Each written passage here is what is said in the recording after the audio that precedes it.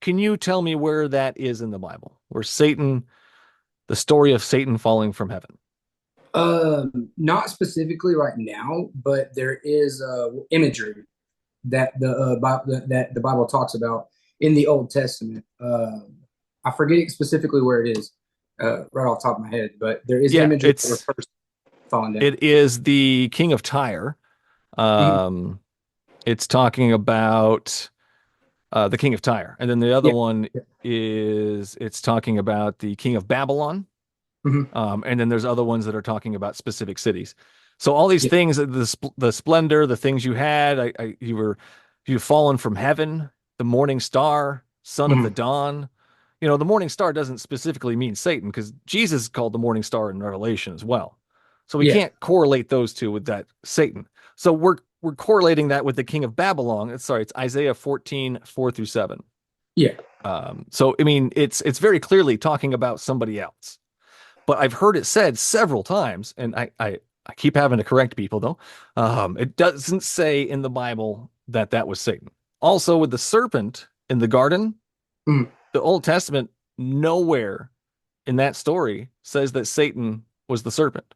It doesn't come again until like Revelation when somebody throws it in there. Oh, the serpent in the garden. Like, okay, Yeah. you're connecting that story clearly because you want to have some kind of, correlation there.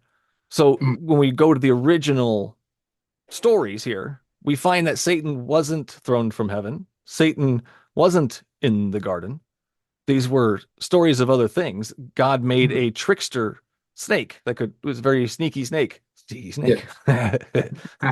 So God made a sneaky snake. And he knew exactly what this sneaky snake was going to do when he let him into the garden, which is weird. Would you let the bad guy into your perfect place to convince your children to do something bad? I mean, it makes me think of the book of Job, honestly. Job, let's go Like, there. Why did Job have to suffer?